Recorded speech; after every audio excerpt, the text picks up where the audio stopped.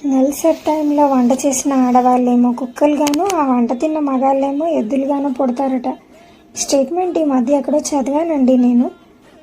కానీ వంట చేసే వాళ్ళేమో ఒక్కరుంటారు, తినేవారు 5-6 ఉంటారు. కాబట్టి బహుశా తిన్న వాళ్ళే కుక్కలుగా పుడతారనుకుంటా. ఎందుకంటే ఎద్దులు పెద్దగా కనిపించవు రోడ్ల మీద. మా వీధిలో అయితే మొత్తం కుక్కలే, అసలు మనుషులే కనిపించరు. సో తిన్న వాళ్ళే కుక్కలుగా పుడతారనుకుంటా.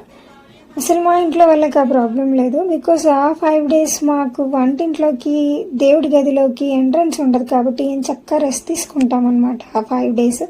సో మా వాళ్ళకి నెక్స్ట్ డేలో ఎలా పుడతామనే టెన్షన్ అయితే లేదు. ఇంకా ఇలాంటివి ఈ రోజుల్లో మీరు ఎవరైనా ఫాలో అవుతున్నారా? బ్రాహ్మిన్స్ వాళ్ళ ఇంట్లో కూడా ఇలాగ ఫాలో అవుతారని తెలుసు. మా ఇంట్లో కూడా మా ఆయన కొంచెం ఇంచుమించు బ్రాహ్మిన్స్ లాగే అన్నీ ఫాలో అవుతాడు. కాబట్టి ఆ టైంలో నన్ను మా అత్తగారు కానీ మా ఆయన గారు కానీ కిచెన్లోకి దేవుడి గదిలోకి అసలు పోనివ్వరు అనమాట. మీరు కూడా ఇలాంటివి ఏమైనా ఇంకా ఫాలో అవుతున్నారా అసలు?